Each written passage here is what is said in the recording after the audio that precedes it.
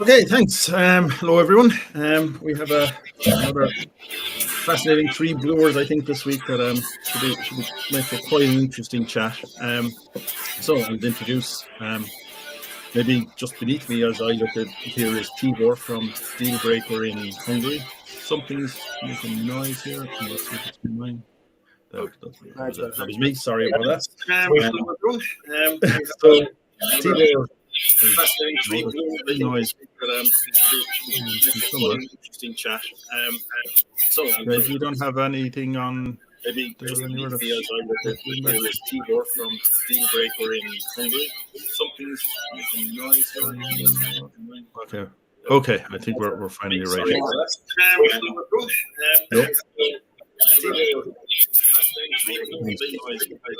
I'm hearing loads of. Yeah, I'm hearing it too, and I try to figure out if it's on this side or.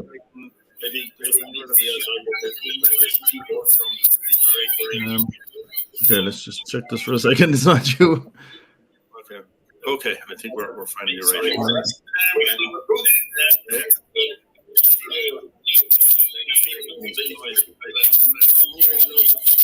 Yeah, I'm hearing it too, and I try to figure out if it's on this side or.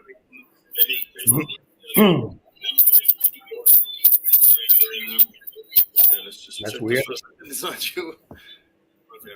Okay. I think we're finally ready. Right. Could you just use turn off the audio there at the bottom? Just this thing. We'll just try and isolate this to somewhere. Yeah, I'm hearing it too. And Hvidovre, can you? There's a. Can you mute yourself there? Or can I mute you from here? It's not you. Okay. I think we're. Right. I think we found it. Hvidovre, I think you're the culprit here. So I've managed to mute you.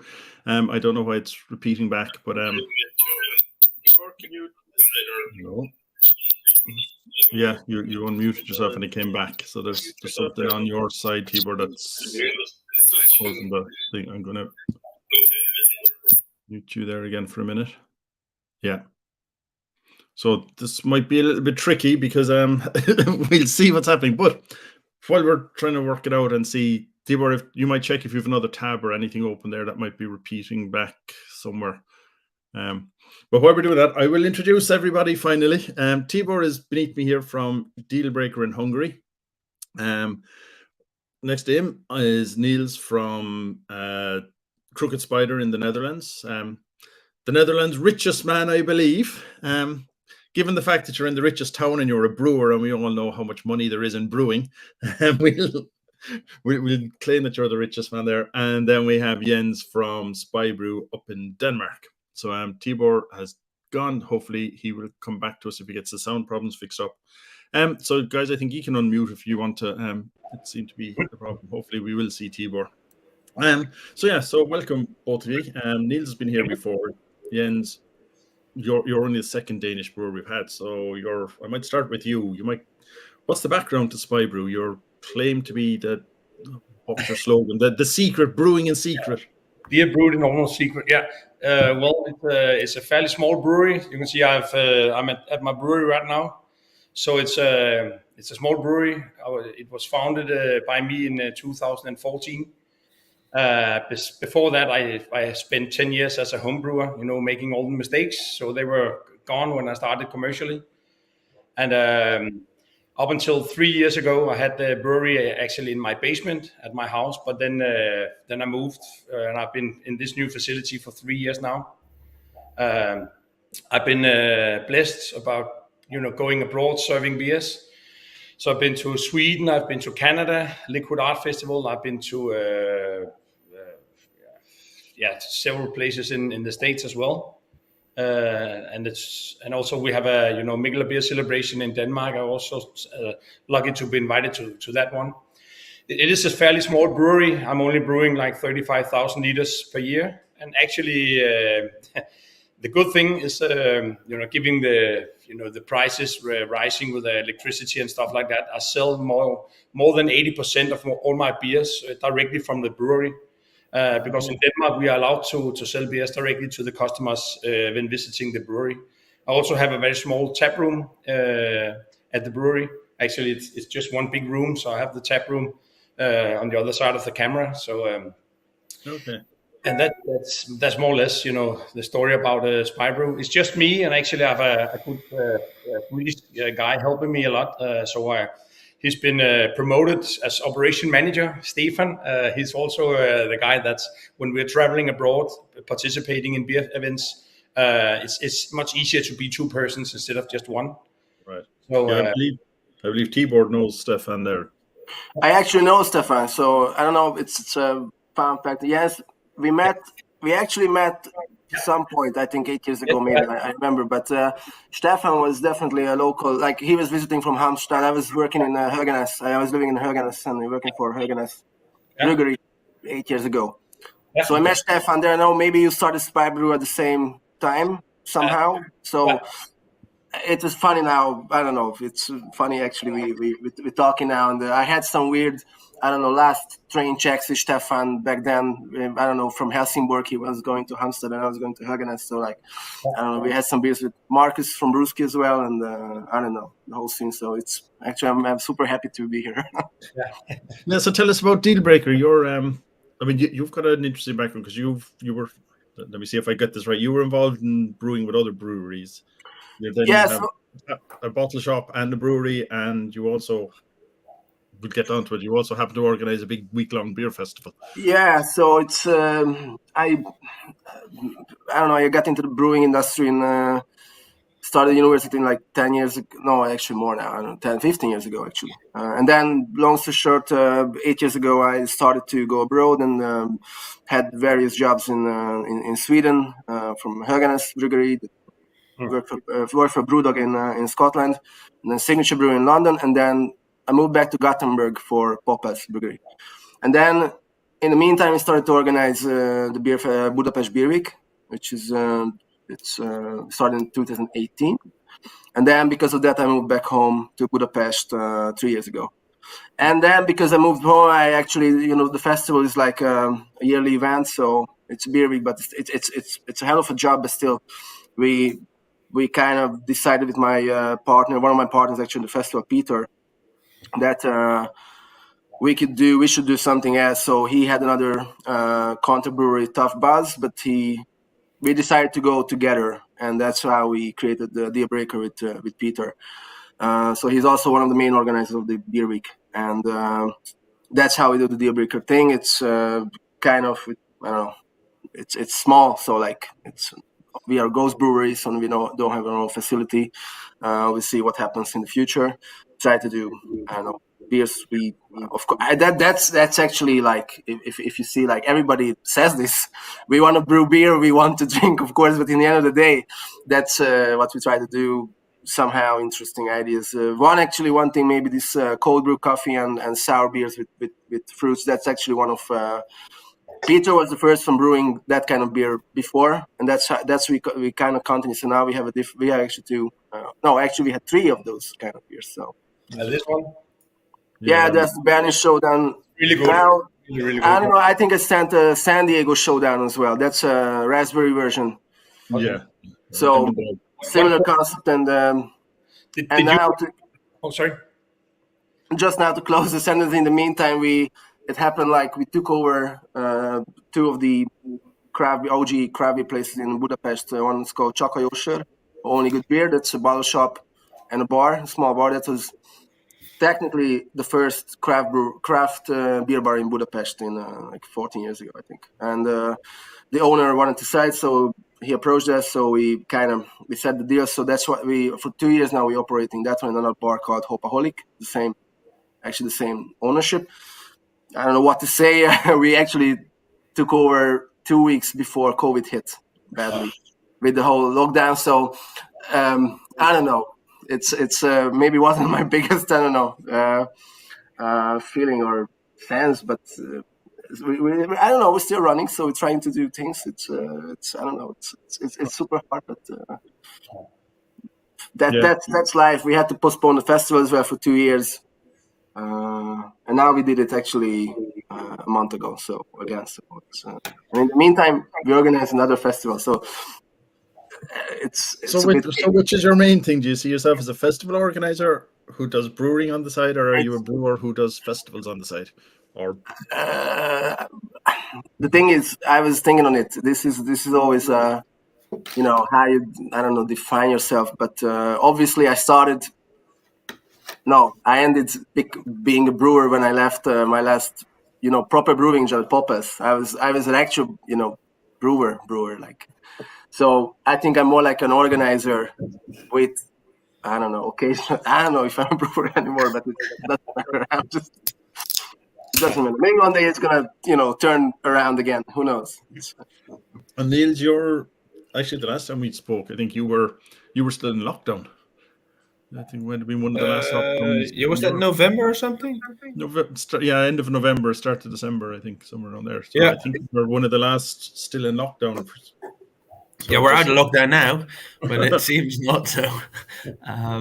It's better, but it's also worse in some cases. So a lot has happened in the past year. We opened our tap room, made some cool beers. Unfortunately, only Brian has the beers by now, but they're coming to you anyway.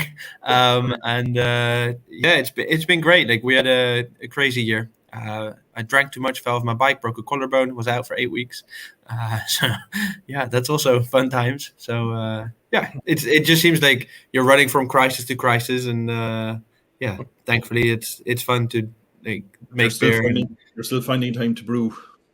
Sometimes, I mean, brewing is great, and I think the industry is great, and I don't think that if we were if I was any other industry, I don't think I'd last with all this shit going on. Because I noticed.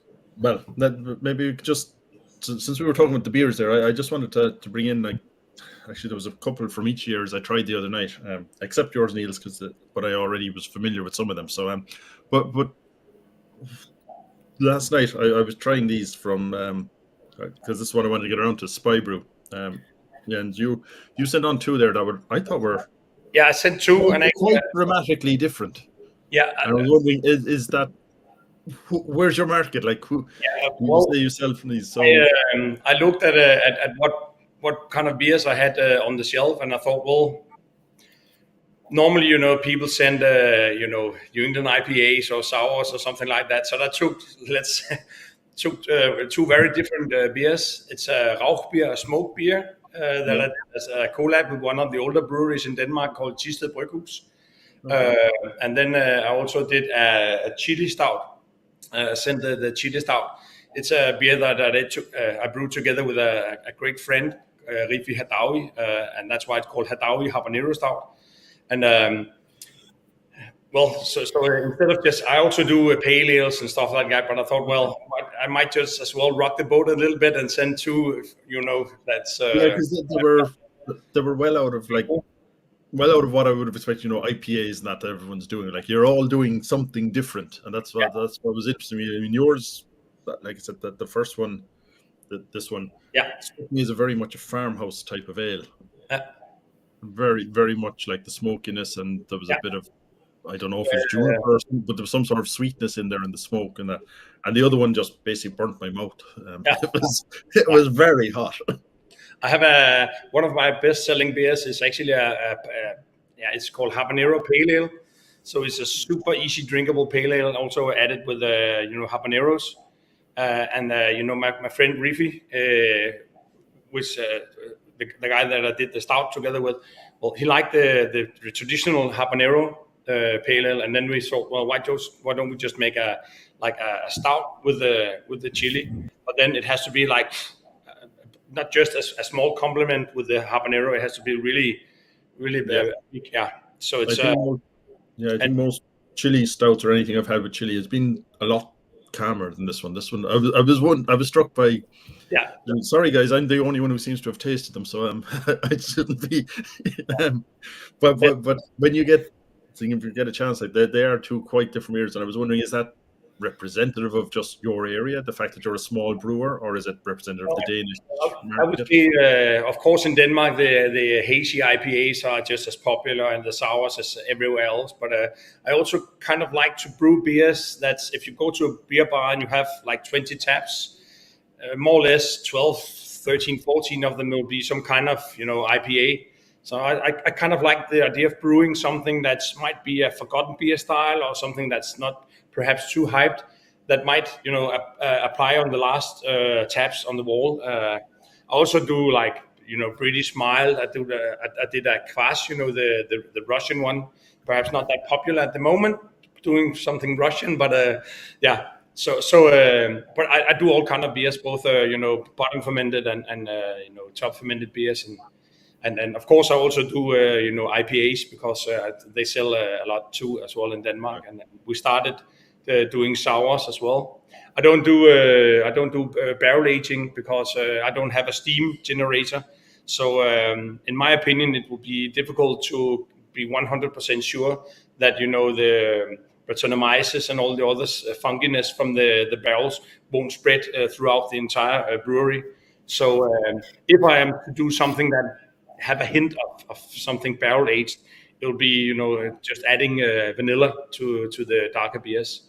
But more or less all other styles. But I just thought it would be fun to bring something that's not your average beer for you to enjoy. Yeah. And is that one of them we have on the behalf of United Parcel Service? They fucked up one of the parcels, but I'll send a new one, and hopefully so both of you guys will receive the beers. I received it. Yeah.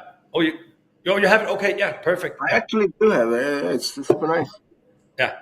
And then the smoked beer, the smoked malt in the beer is from Bamberg. There's a small maltery called Steinbach. I don't know if you know that one. They do some phenomenal,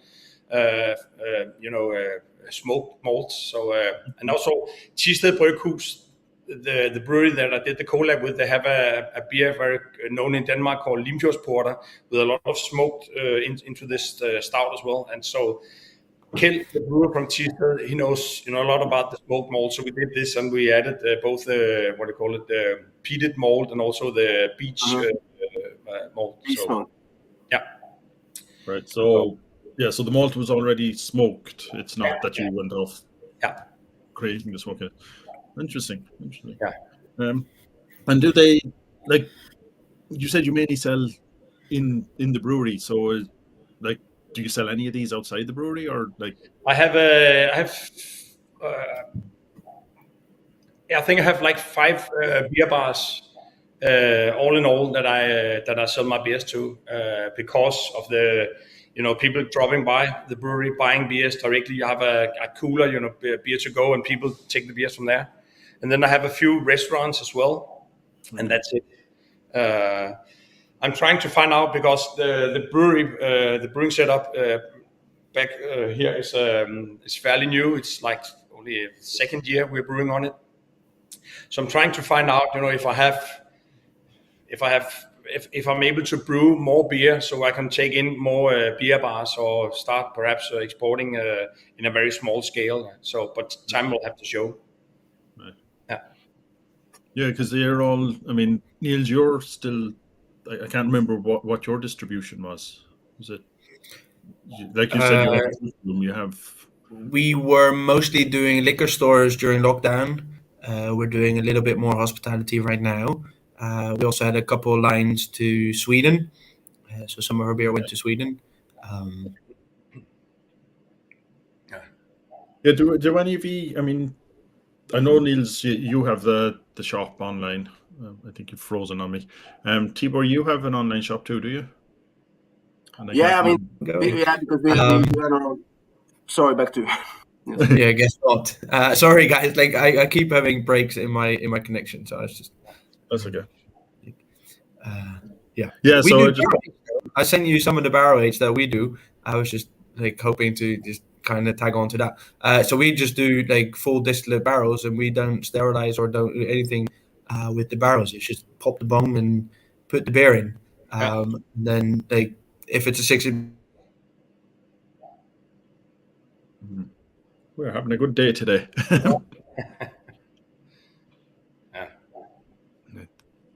Okay. Yeah. See if he's back. Yeah, you're back. So tell us, you were saying about the barrel. You just, are they new barrels every time, or? do you read? So in the they're barrel? distillate barrels. So the last thing that was in there was like a whiskey or a rum, and then we just quickly take the bung out and put the pipe in. And Okay. Again. Okay, Tibor, let's turn to you and your distribution. I mean, do you have an on? You have the bottle shops already. Yeah, and because we have our own, own bottle shop, and that has a web shop as well. So obviously we sell beers and loads of others from Hungary and both internationally. So we have, like, I don't know, maybe 5. It's always changing, but like 500 to 600 different beers maybe all the time. So that's it. And of course we try to sell to other bars, and I mean, Hungary is very, I don't know, Budapest centered market. It's a small market here, but I don't know, Budapest is obviously doing quite all right at the moment. I mean, not at the moment, but in general. It's but I don't know, maybe now after COVID, now there is signs of life, at least. That's what I can say. So it's good to be back to those bars. Obviously, the current, I don't know, economical and political situation is not helping Hungary in a lot of many ways. Our currency is not very, I don't know, it's not very. Where you'd like it to be. It's not the best currency. Let's face it. It's like it's very hectic how it works. So obviously that keeps us puts us in a very hard situation sometimes, how to buy beers, and everything is depends on the euro and USD, and like it's hard to buy ingredients, very hard to actually price Hungarian beers, not even mentioning. But of course there are some other nice bars countryside as well, so we try to do that. We have some, we actually maybe need to focus more on international sales as well, and export. We do have it normally. Sometimes we send beers to Sweden, actually through Brewski. So that's maybe gonna we see maybe that's gonna be another thing, and we do this with them as well. We distribute the beers here. So, and we sell the beers some, I don't know, to Serbia and some other local markets. Are you brewing on like a regular schedule, or is it just like trying to manage your everything there and then brew, and you don't have your own facility? Or it's like we work with two breweries now, Horizont and Monyo. They're among the biggest and maybe most well-known Hungarian breweries.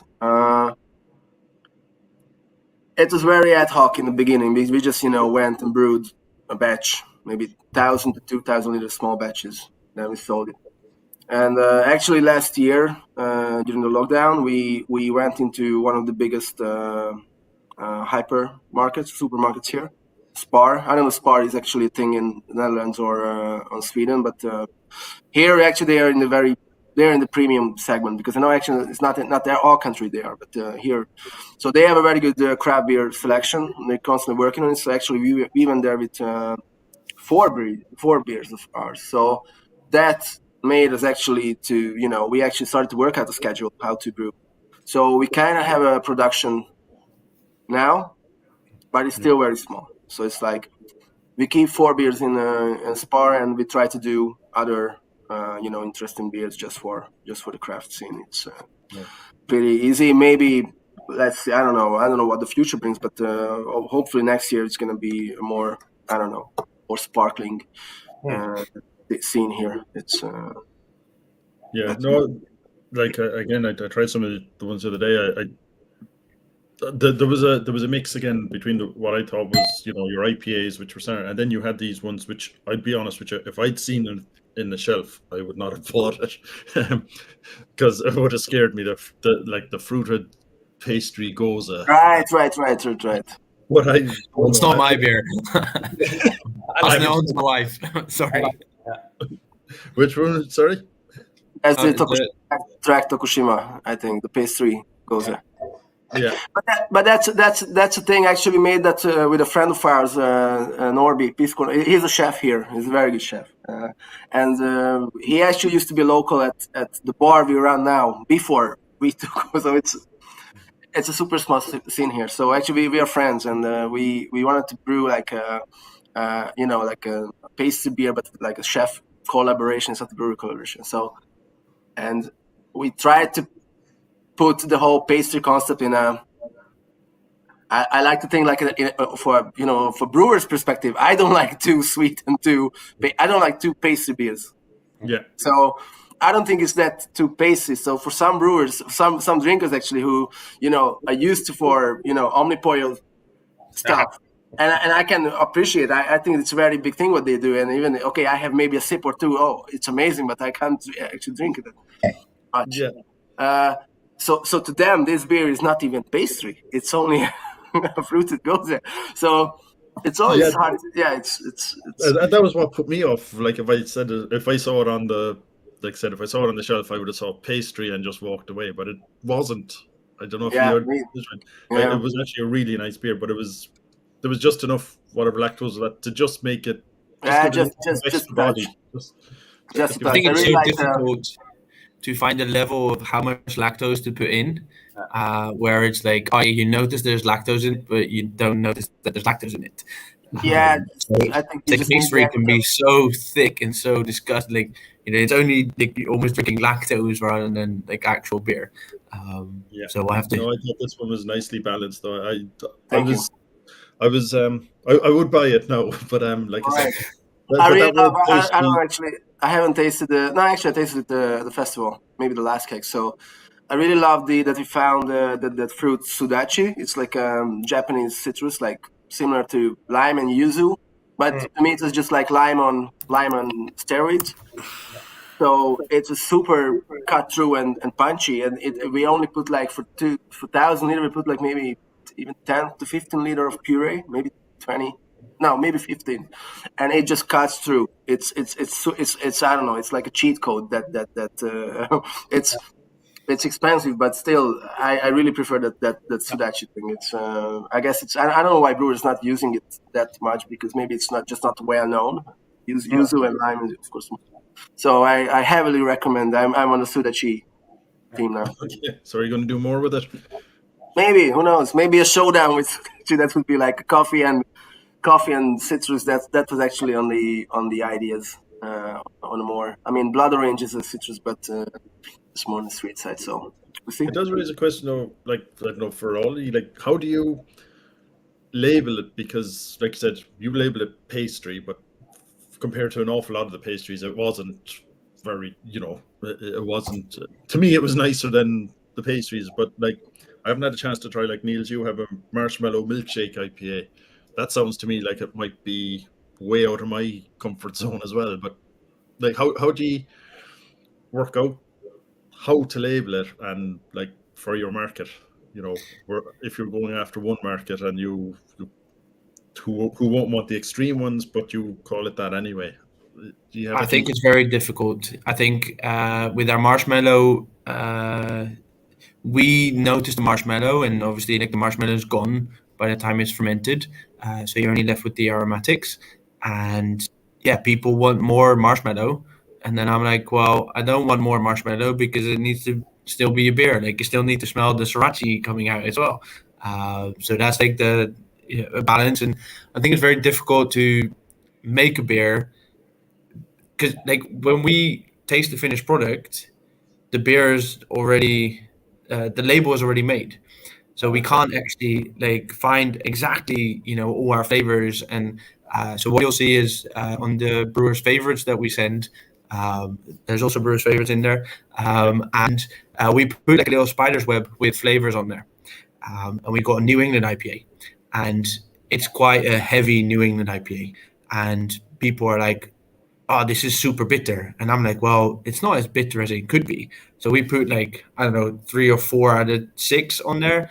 So it's still like, on the bitter side, but people are still complaining. Every time you say this is in there, people will complain, it's not, it's too heavy, I can't find it. Whatever you do, like people are always going to complain about it. So I think at a certain point, it's just like, well, screw you guys. Like this is what we think, at least what we're expecting. And you'll find it eventually. Like it's like a coconut thing, and you'll find it. You can put on the label even if there's no coconut coming out. But the supplier has said that there will be coconut, so it's just there will be coconut somewhere. And I get lots of coconut out of your IPA, by the way. But yeah, it's always difficult how to label and what to label. And Do you have the same problem? Yeah. I would say, especially in Denmark, we have each label has to be approved, and we have the declaration about the health authorities. You have to specify, what you put into the beer. But it is, like gambling with the end tasting notes when it's done fermenting, because what might appear when it's more or less just the wort might, disappear throughout the fermentation, and so it is kind of a gamble, especially in Denmark, being a small brewery. Sending in each design, each pin, barcode. It takes forever to get approved in Denmark. So I'm more or less always running behind getting the labels, especially on the new beers. But so they have to check every label. Yeah, you have to. Whenever you are putting a new beer on the Danish market, you have to send in the label. You can do it electronically now. And it says it will take them up to 2 weeks to approve the label, and it is more or less spot on. It is 2 weeks every time. We have a little bit bigger brewery called Carlsberg, and together with another brewery, they own this company where every brewery and everybody with a barcode and stuff have to send in to get it approved. And it's annoying as hell. But once you have the label approved, and you're brewing the same beer over and over and again, then it's fine. Sorry, this is something new to me. So Carlsberg own a company that you have to send all your labels. We have there's a company that takes care of all these, the small stickers, like I had the barcode, and then I have it's called pant. It's so the machine can read when you are putting the empty bottles back, and you get 1 Danish kroner per. And that company is called Dansk Retursystem. I don't know what that would be equivalent to, and every beer on the market has to be approved so that every label can be scanned and people can get their money back. And so it's just one company. Not open for competition or anything, and the company is owned by Royal Unibrew and Carlsberg, so it's and can you change the label? Like if you change something small on the label, then does it have to go back in again? On the label, in theory, or not just in theory, I have to send it in. I have to send in the label whenever I'm producing a new beer. I have to send the label in. It'll take me up until 2 weeks. I haven't experienced under 1 week to get a new label approved, and then it's a little bit of a gamble because it depends on who's approving the label. Because otherwise, I could just send the label to the repro and get them produced. But if the Danish pant system, if they say, well, you have to make the barcode a little bit bigger, then if I want to save time and I've just ordered like 5,000 labels, I can just throw them out because they won't be approved. So it is kind of annoying, when you're introducing a new beer in Denmark to do that. And what do they look for? I mean, could they? Let's just take this one. This one. Like, can they object to the photograph, or is it just the size of the barcode, or what? For them, it's the size of the barcode that it has to be. The different kind of machines have to be able to read the barcode, and then. Since I'm a small brewery, I just buy the stickers and I put this Pant A, that one, put the sticker. We also do that on imported beers in Denmark as well. Because if I want to have that printed on the label itself, I have to put like a deposit on to the Danish Retursystem for more approximately like 100,000 Danish kroners, and that's a lot of money for a small brewery like me. So I buy the fucking stickers and I put them on all my beers. Luckily for me, I have some daughters that want to earn some, allowance and some money. So they're putting on the stickers and the label as well. But it's those kind of bumps on the way that you just have to accept them because you can't do anything about it. And for me, with a small brewery or, Spybrew, I can definitely use 80,000 or 100,000 kroners buying some more stainless steel compared to deposit that amount of money. on a big company. Okay, that's interesting. You don't have anything like that down in Hungary?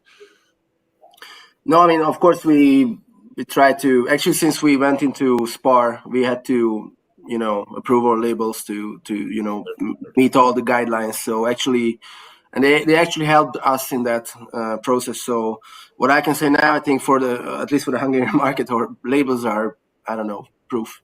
But maybe for exports we had to.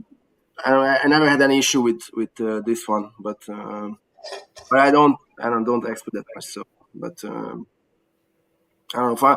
The other side is like thinking about how we name our beers, the styles, and everything. Like, of course, we try to. We have the same graphic designer. We work with her, Fanny, since we started. So she made our logo. We try to create. We both, Peter and I, actually had some musical background. So we try to, or at least I don't know. We try to do a bit of musical reference or just ideas.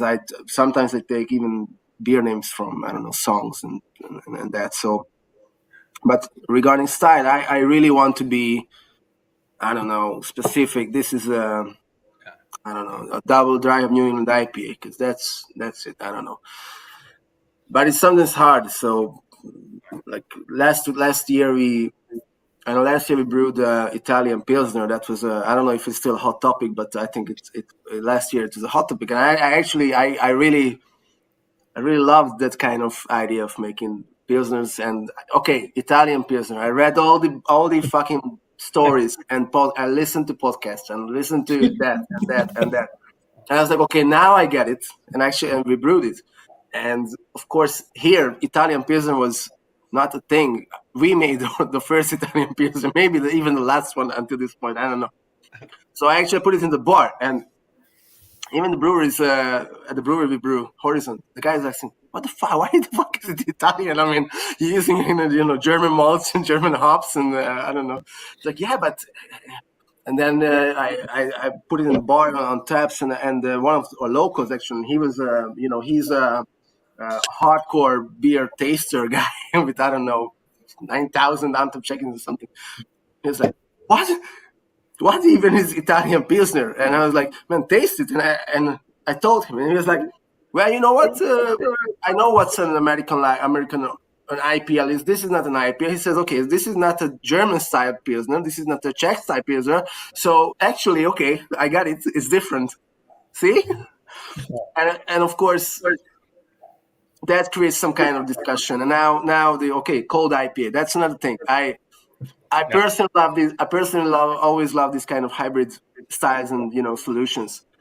Was the fucking small difference? What makes it different from an IPL, but not a steam? This is actually a dry hop steam beer, if you want to put it that way. No one, California Common. It should be called maybe Portland Common if you want it, because of Wayfinder. But I don't know. I think that this should be a playful game in a way. I mean, but of course you have to be. In the end, you don't want to put bullshit on your beer, because it's still a product. It's still, you have customers. You still have to be accountable for your words or what you put on the label. So I don't know. Yeah, well, that's the thing that I remember having talked with someone there before, and it was like, what is an IPA? And like everything is an IPA now. It's like just because that's what it's an IPA. Yeah. Like, one of my bartenders asked me a couple maybe months ago, like, is it like a hazy IPA? And I told her, look, everything is hazy now. Of course it's hazy. We can't clear it. It's hazy. I don't know, finding a proper West Coast IPA now, it's insane. Like, that's why one of the festivals we actually made like a West Coast IPA for the festival beer. Like, I don't know, I wanted it to be bitter as fuck, like classic and dry, and I didn't give a shit if someone is not gonna like it, but I wanted to taste like bitter resins. I have one called codename Mol. That's a traditional, really old school IPA, West Coast. Spending a lot of time on the bright beer, to really filter my beer, So it's just down by 0 degrees Celsius, and it's crisp and it's bitter as hell, and it's looked like it's been filtered, and I really love it. Amazing. More and more Danish breweries are, kind of reinventing or, brushing off the dust of some of their old, West Coast IPAs, because I think in the long run, people get tired, or, the hazy ones are just so, you have this, the mouthfeel, just me, I can't sit, throughout the entire evening drinking New England IPAs, because it's way too much. I agree. Yeah. So I can see that people they go through the old school West Coast IPA. Actually, I found it very interesting the first thought, but then actually it made sense in a way when I started to being involved in whole craft beer brewing and scene in my first IPAs and everything. I started to show it to my father, and he has never been a beer nerd. He had his industrial lagers and beers, and he actually preferred more bitter styles like Czech lagers, Pilsner Urquell, and something. And the first West Coast IPA, he was like he went crazy. Oh, this is bitter. Ever since, I'm trying to show him all the beers I brew. Every time he comes to the festival, son, something bitter. That's what he's looking for. And I actually found this crazy. This shouldn't make sense. It's an ale, and it's. But in the end, I think he can relate to the Pilsner Urquell type of bitter lager, and that's actually like a distorted version, like West Coast IPA with different. He doesn't give too much shit about floral and citrusy notes. I mean, piney. He actually likes it, but is the cut through bitterness, and actually you can drink, especially when it's good and dry. You can actually drink a lot. So I don't know. I was a small story, like the people Stefan Holmen. Yeah. We were invited to Ashland in New York, in Washington, serving our beers at their anniversary. And at that time, everybody was pouring double dry hopped IPAs, whatever. And throughout the event, it's like the tongue, like I've been smoking pipe forever. Stefan, he kept coming. If you are participating at a beer festival and you bring a sweet and the beers are free, it's very difficult to keep him in one place. So he's going around getting beers and samples. And at some point of time, I said to Stefan, "Well, Stefan, I can't taste the different kind of hops. Whenever you come with a double IPA, so I'm full. I'm done." And then he went, and then he came back with a kettle sour IPA. Not IPA, it's a kettle sour Berliner Weisse. And that was the first time I really experienced, the thing about what a Berliner Weisse could do. It was like, just rating the old, what they call chalkboard. And I just looked at Stefan. Okay, I didn't know that a beer could do that. So we brought that back from participating in Ashland. That okay, I'm going to do the sours, because at that point, even in Denmark, everything was just double dry hop, triple. Right. It was really, really, for me, that was a kind of a mind-blowing experience to have a beer that I've done everything I could to avoid, because I didn't like the sours. But then all of a sudden I found out it had, besides the fantastic taste, it also had this amazing ability to like clear out the palates. Which year was that around? Say again, sorry? When did this happen? Which year are we talking? That's 3-4 years, I think. Mm-hmm. Yeah. So we were to be invited. Actually remember, like even 8 years ago, when my first trip to Sweden, sours or kettle sets were not really a thing back then. Everyone was about double IPAs and fruited IPAs, as Marcus said. Breweryat was there in near to Malmö, so they were doing their own shit back then. But I can't remember that many sours. And now, of course, it's all right. It's way, yeah.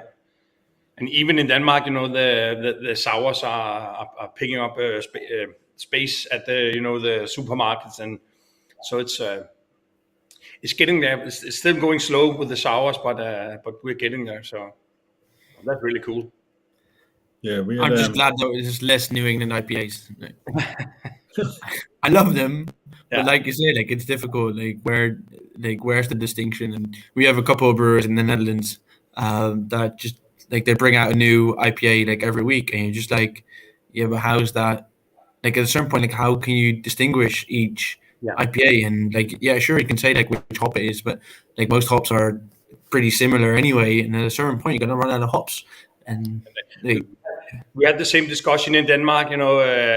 When you're a brewery, a bigger brewery, and you're doing a lot of hazy IPAs, doing IPAs all the time, and you change just one hop, is that a new beer? Is that just adjusting the recipe, because more or less the molds is the same? So if you're just tweaking it with adding another hops or replacing a hops, is that a new beer?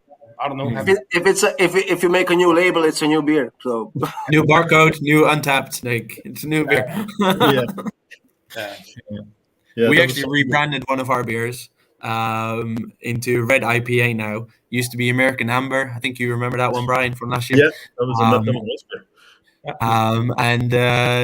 I was just like, we kept hearing like amber. People don't like amber because they always think like of Palm, the Belgian beer, and like Belgian amber is not nice. And I was always saying like, yeah, but our American amber, like it's quite hoppy, like it's it's got lots of hops, it's bitter. And there's a good balance between, it's not in the package because it's not canned yet, but it's a good balance between like the maltiness and the hoppiness, and really like it is a red IPA. But then if you're on Reddit, like everybody's like, oh, we like love our red IPAs, but nobody drinks them.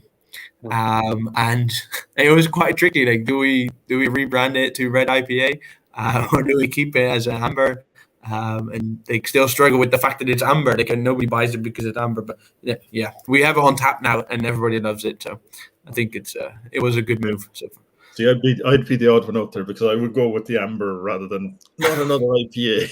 Yeah, but then still you wouldn't be happy because you get like a super hoppy amber. Hoppiness, yeah. So like left or right, we're always like disappointing people. So yeah. So let's disappoint the least number of people and grab the most who will pay you. I have a red ale called Red Alert, inspired by the old computer game from Command and Conquer. I don't know if you guys know that. Doesn't matter. And again, when I'm out serving beers, a red ale. But in Denmark, we have a beer. It's not a beer style, but it calls a classic. It's something Tuborg, like Carlsberg. We also got Tuborg. And Tuborg, it's like a Vienna lager. It's Pilsner-like, but it's a darker color. And it's more or less the same with my red ale. And I found out just by adding the word, it's a classical red ale. People just read the word classic. Oh, I want the classic because they think of the one that Carlsberg does. And so whenever I'm out selling, pouring beer at bigger markets where it's not beer enthusiasts or beer geeks, it sells out. I want the classic. Yeah, but it's not a fucking classic. It's not bottom fermented. It's there you go. Whatever you like. Yeah. So I mean, it is interesting how you have to try and treat the market and how that goes. So while you're there, you all sent me a stout, or you all sent each other a stout as well. So are stouts big around the place, or is there a certain style of stout? Or well, I kind of had to send my stout. I would say the stouts is they have quite a big amount of shelf space in the stores as well. So it's a big thing. We also got a bigger brewery, but still craft beer called the Amager Bryghus. They do some phenomenal stouts and barrel aged editions and stuff like that. So it is a big thing in Denmark with the stouts and the porters, and it is definitely. And are they going here too? I mean. Especially in the bars, we always have to keep, crazy stouts. It's maybe not the best-selling products, definitely, but it's good because they have a good shelf life all the time, and it's weird now, of course, especially if you buy something from the US. These stouts can be like, I don't know, more expensive than gold or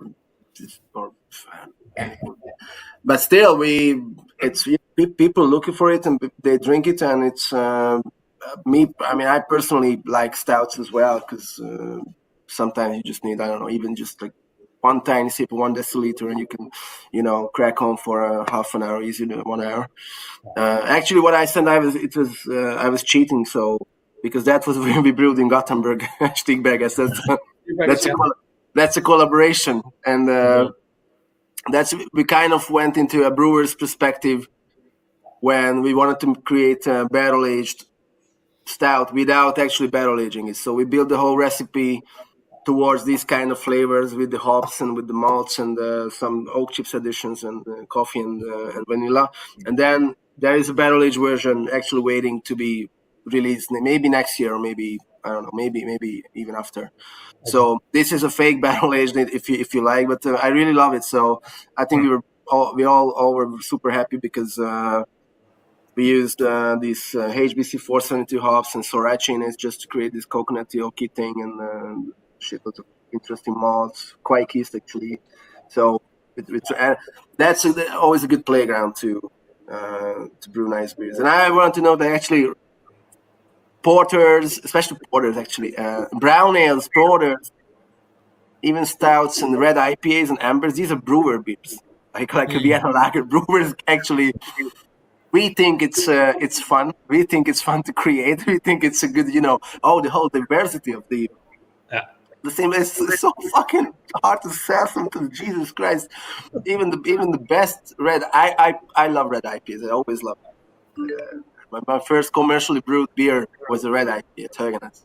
My first recipe, and I was proud. And it's still so fucking hard to sell quantities. You can put it on social media. Oh, a red IPA. It's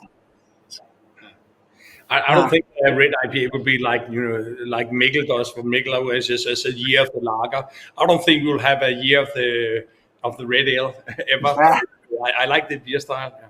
Did you start it at Höganäs together with Marcus, or was actually that's where I know him. That's where we know each other from. But okay, he actually just left when I started, so. Okay. It was a bit of like 1 or 2 weeks of handover when he was still just coming into the brewery, tasting his beers, because he brewed the Twisted Twin there back then, the High Nose under the High Nose brand and Herr Hemlig. Yeah. So he was coming and checking in me. Oh, Tibor, you know what you're doing? He was like kind of showing me, and like there's a big. I remember, and this is absolutely true. There was a big beer fridge there. With all the amazing beers like from Omnipollo and even special brewers back then, and even some American beers. And Marcus is like, look, that's my fridge. Anything is in there, that's yours now. So you can take whatever you want, drink it. I remember, I think the first, he showed me the Nebuchadnezzar from Omnipollo, double IPA. I was like, okay, this is mind blowing, like a fucking axe through my brain.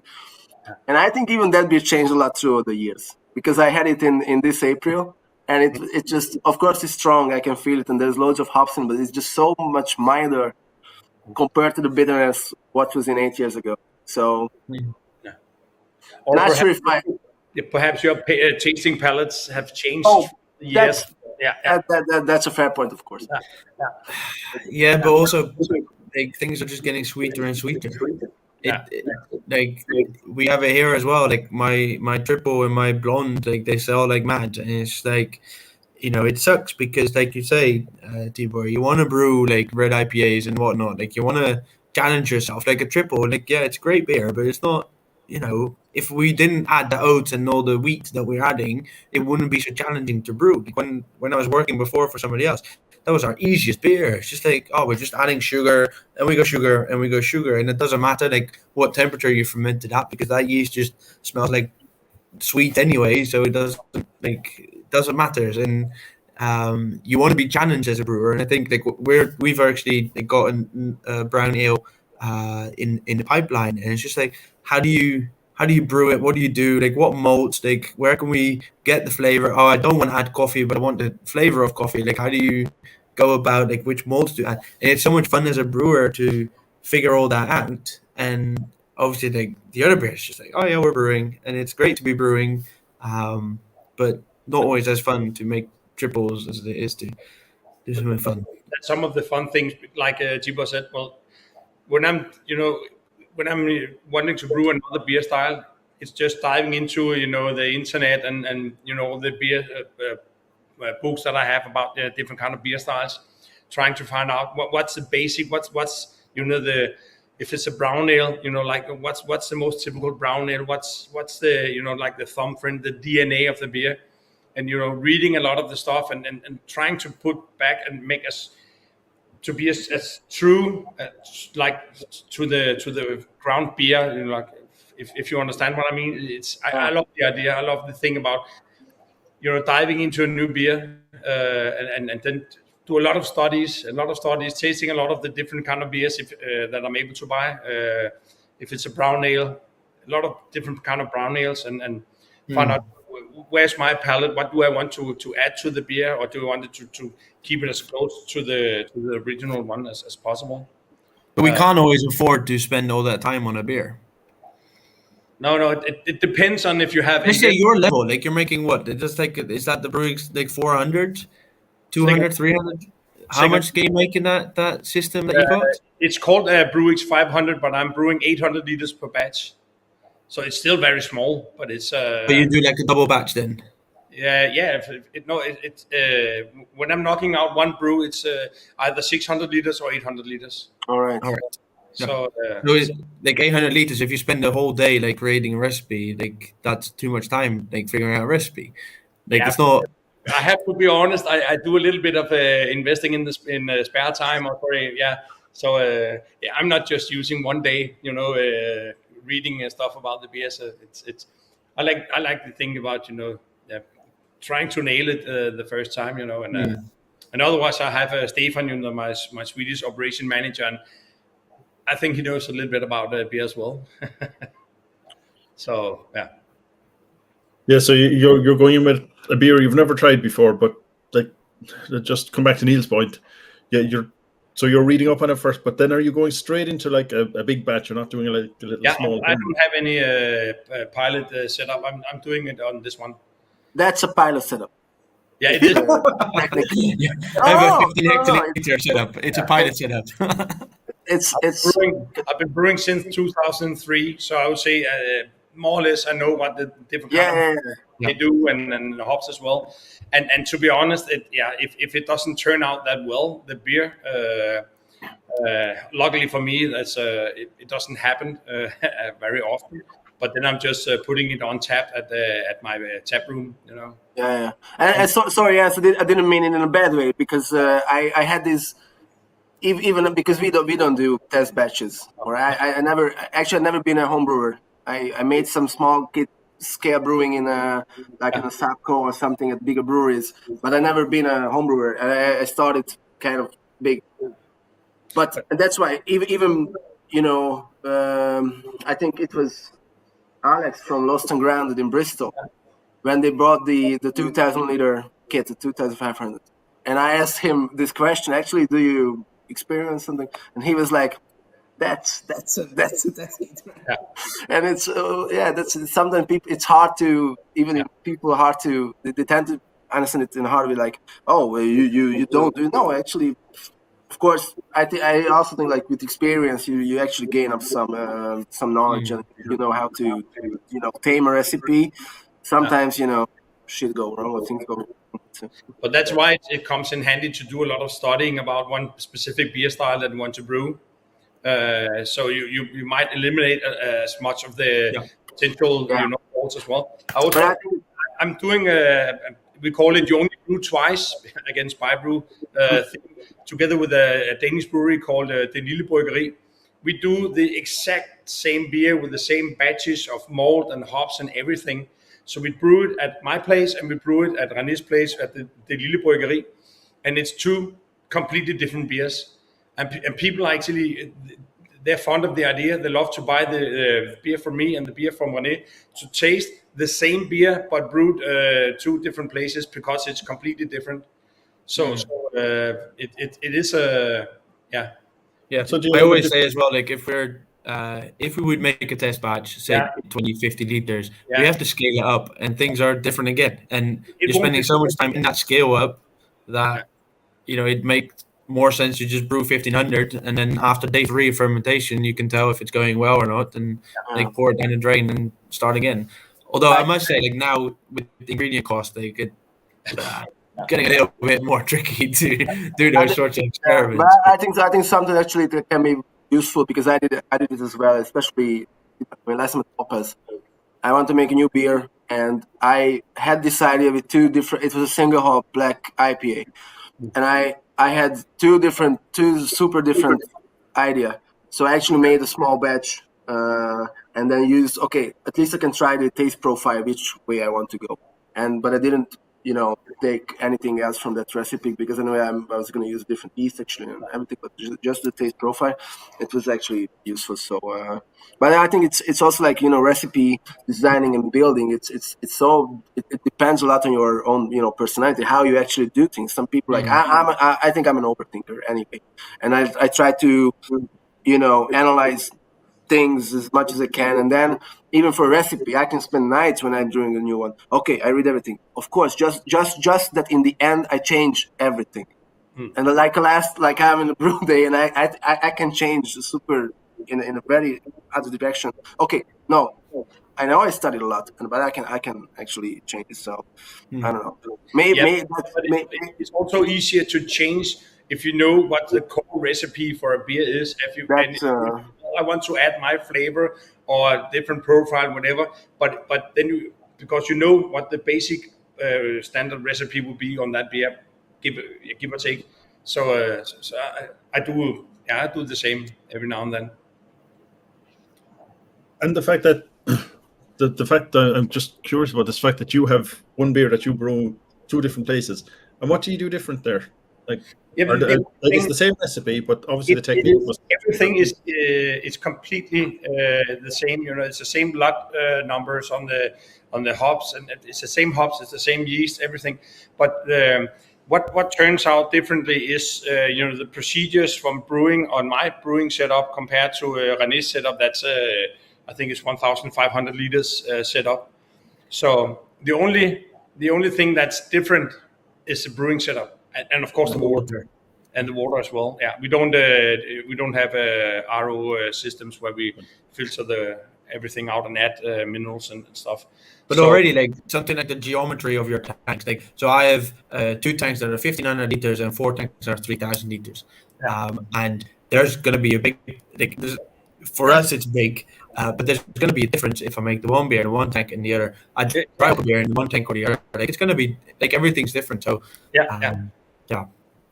So but we tried it. We wanted to make like a collaboration brew, and we did one, and then we said, well, why don't we brew the same at your place? And people, this is fun to taste those, and we said, well, good idea, let's do that. Forward or onwards. So that's There's an idea. All three of you now have to come up with one recipe and brew it in 3 different places. Send me the recipe, I'll brew it. Actually, I did that. I don't know if you've seen the drinkers for Ukraine. There was a Ukrainian recipe where you could brew the beer, and then every sales stuff gone through Red Cross Society to Ukraine. That was fun for me, getting a recipe and seeing different grain bills, percentages used, and what I normally wouldn't do, brewing the beer and turn out nice, and then sending beers to the other breweries around the world that did the same beer. So it's a good thing. It doesn't have to.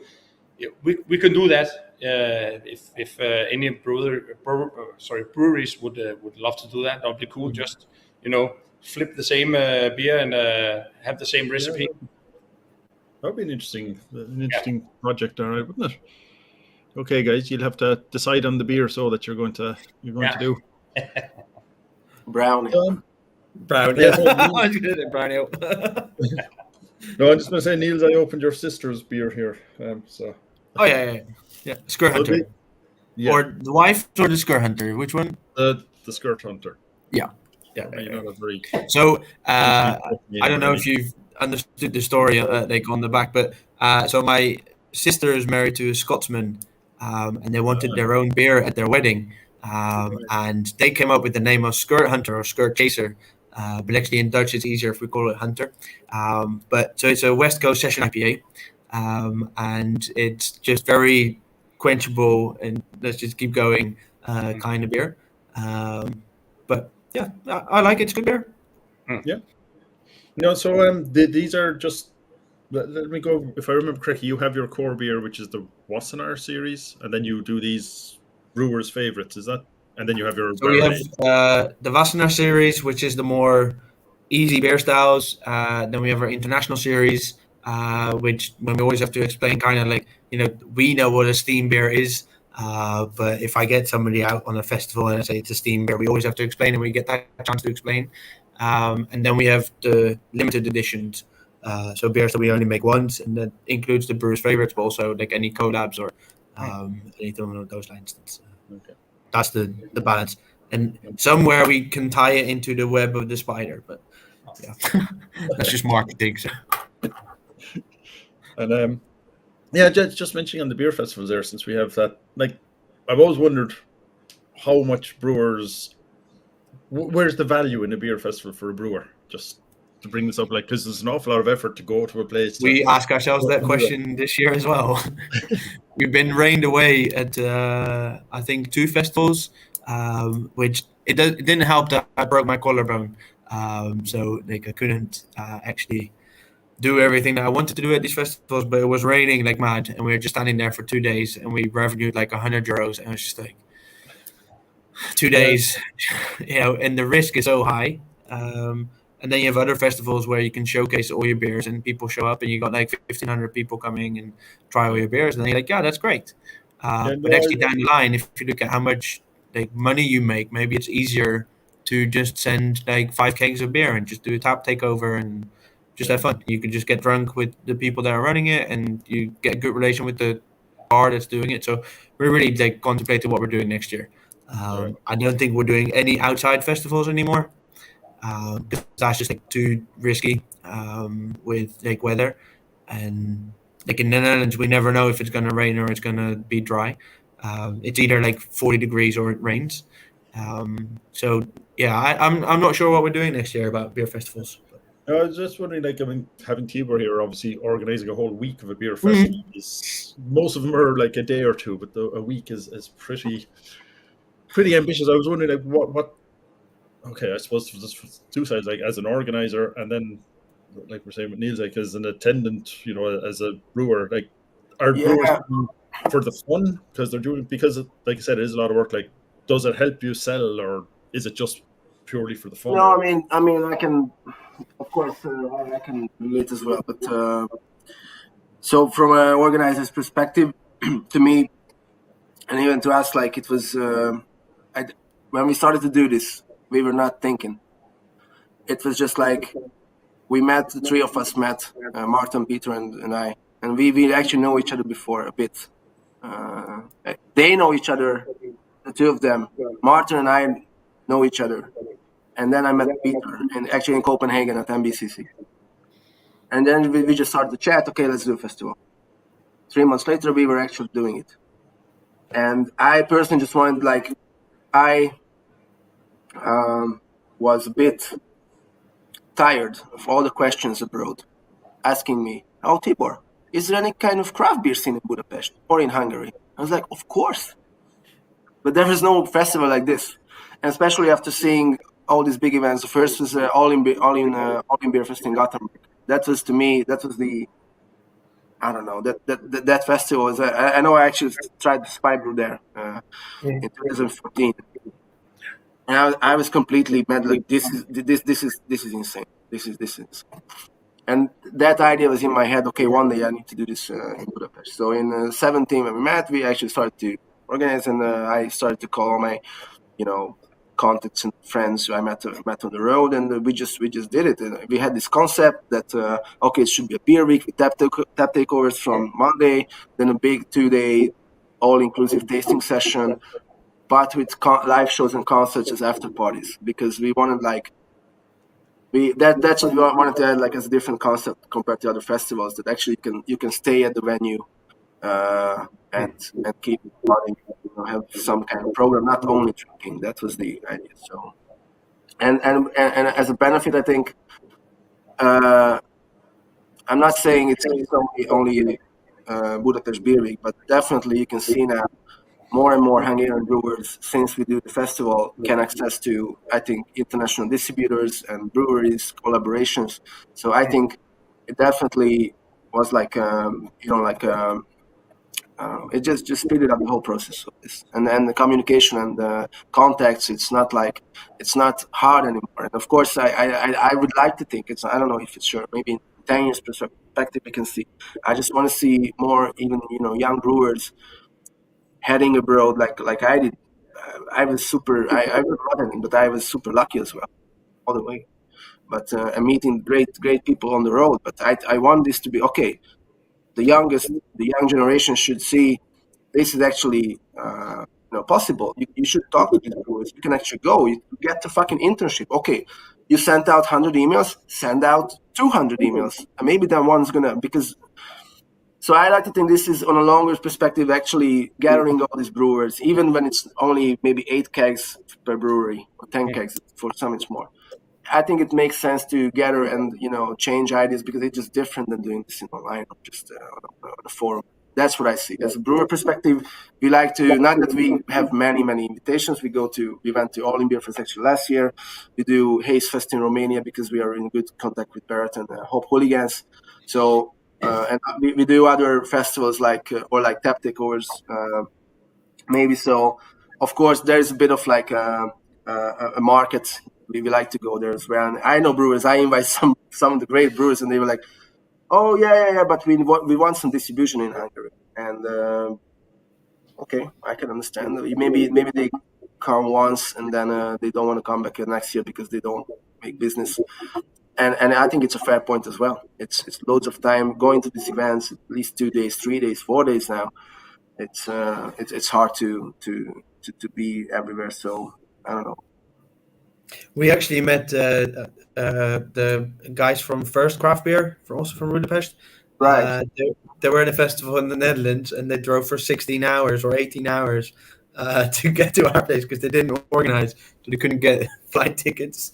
So they drove. I was like, what?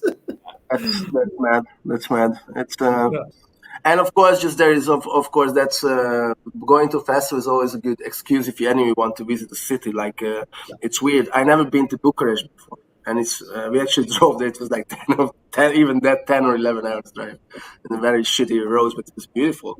So, and I know we sometimes sell beers to Romania, so it kind of makes sense to represent and be there. And same in Serbia, and but I like to. It's a good. If you have the time, it can be actually a good thing. But I wouldn't do. There are breweries who do, I don't know, weekly events. Like they go. I know these people, of course, friends of mine, and each fucking week in a different city at a different festival. I personally couldn't do it. But this is maybe a personal difference, between us. It's I would rather do less events, but okay, I'm there, but I can't do that many. Even though I really love to travel, so that's not. I would also say it depends. If you're a new brewery, you might participate in every event where you're able to go because you want to spread out the news that you are a new brewery. So you do a lot of stuff, and then later on you'll just get more picky, and you pick out the event you want to participate in. Financially because it's good for you, or because of the publicity, or the the ability of networking. And a small thing, funny thing, when you tasted our beers in Gothenburg and All in Beer Fest, it's not a good idea to go to Sweden with a brewery called Spybrew because the first part, spy in Swedish, spy, that means to throw up. Yeah, you're right. I didn't know that. So it took some time before people came to Stefan and me. We were serving our beers because of the the street name. So That's right.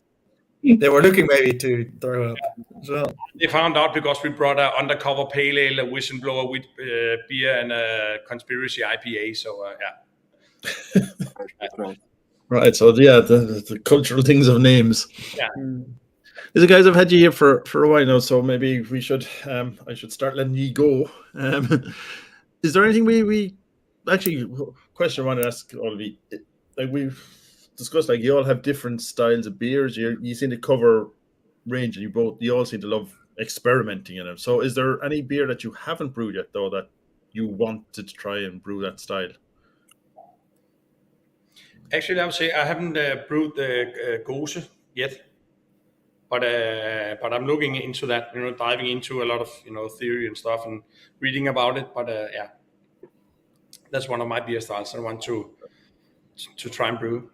Yeah, but if you haven't tried it, the one, like I said, that pastry goza the other day, I really thought I was going to hate it, but I didn't. I'm more looking into like technicalities, so I'm trying my hand at like non-alcoholic, gluten-free, like that sort of thing.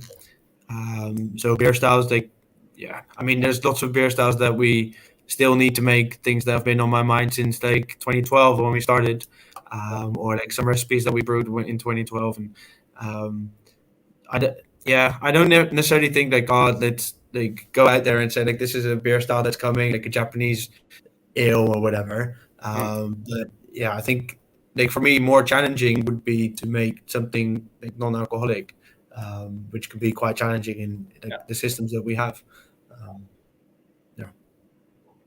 Yeah. I'm thinking. I mean, with Dealbreaker, we didn't brew that many styles. I haven't yet, but throughout the years, I think I brewed maybe everything which I wanted. Maybe even not my recipes, of course, but I brewed many styles, and there are styles I don't want to brew. Simply because I can't. There are beers I can't. I know I wouldn't like. I would never brew. I really appreciate it. Maybe one time in a year I have like a Belgian double, maybe, but I would never brew because I know I wouldn't have the respect to brew maybe a proper double because it's not for me. That's it. Okay. I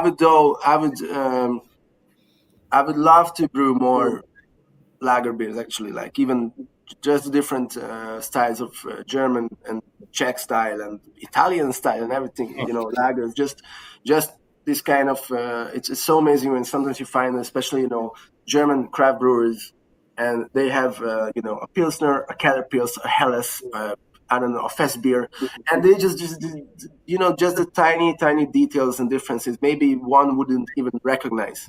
It's only, but I think it's amazing when you put so much effort into something and work, of course, to it's like in search of perfection in a way.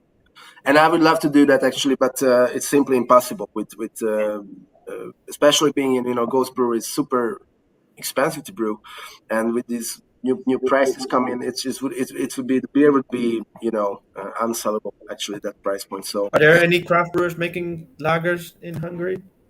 Yeah, sure. I mean, normally when you have like a brick and mortar brewery, you can actually they put out a lager normally, at least one.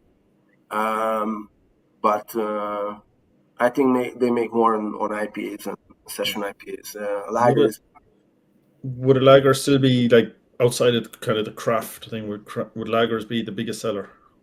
Normally, yeah. I mean, and on a big scale, it's like adjunct industry lagers actually. But it's Heineken or Carlsberg. I mean, to be fair, sure, I think it's maybe it's a fair point to say. If there was, because I don't like the word revolution. I don't like craft beer revolution. I never liked it. Because it's only going to be, in the next decades, it's going to decide was it a craft beer revolution or not. Of course, there was a boom. There was, interesting topics, but there's a point I have to know that right now, even the biggest Hungarian brewer is making IPAs now, and actually they started to brew malt-only lagers. They actually started to avoid, maize and corn from their lineup. So I think it's a fair point to say craft beer had an effect on the big guys as well. I think that's actually a good thing. So in the end, people can drink, even if they don't know, they can drink actually better quality beer. And of course, in the same time now, craft brewer is going to make Mexican lagers with corn and other we can actually Japanese lagers. We can put rice in it. That's one on the list. Yeah. But that's the thing. I would focus more on lager beers, I think, and more like saisons as well, and all these kind of ideas. But it's just we don't have the capacity at the moment, and just it would be super hard. Maybe one day, maybe when I grow up, I can. All right. Well, that's a promising note maybe to finish on. Anything else I should have asked, by the way, that you wanted to mention that we definitely should have covered? Because yeah, you'll all have the beers were, like I said, it was quite a wide range. Some really interesting ones, which it's taught me to kind of look twice at the label, because the ones I would have just discounted. But yeah, it was a good chat. So I don't know, maybe at that point I just say thank you for all your time. Yeah, and thanks for the invite, actually. So and hopefully we'll see this one beer that you'll agree on, and that we'll see it all come out someday, and you can let me know. And we see it, the Hungarian, Dutch, and the Danish versions of it. Maybe we can make the recipes and brew it actually 3 other breweries. That would be funny. Yeah. Make a recipe for someone else. Yeah, who's up next? The recipe of someone else. Yeah. All right, guys. Well, look, I'm going to finish up. So if we're done, just to say, we have a thing coming up on and chatting to someone on next Wednesday, which is unusual for me. But basically, it's about the business of yeast. I don't know. I'm talking to Lance Shaner from Omega Yeast, and as you know, that they're one of the premier kind of providers of specialist yeast, I guess. Especially, what I'm interested to talk to them about is Hvidovre, the Lithuanian yeast that they farmhouse yeast that they distribute. So that's coming up on Wednesday, around the same time. So I might just finish up by playing out a little promo video for that, if you're okay. And just want to say thanks again to everyone for taking part, and we'll talk to you again soon, hopefully, if you want to come back. Sure thing. Yeah. Perfect. Thanks for the invite again. More than welcome. It was a pleasure.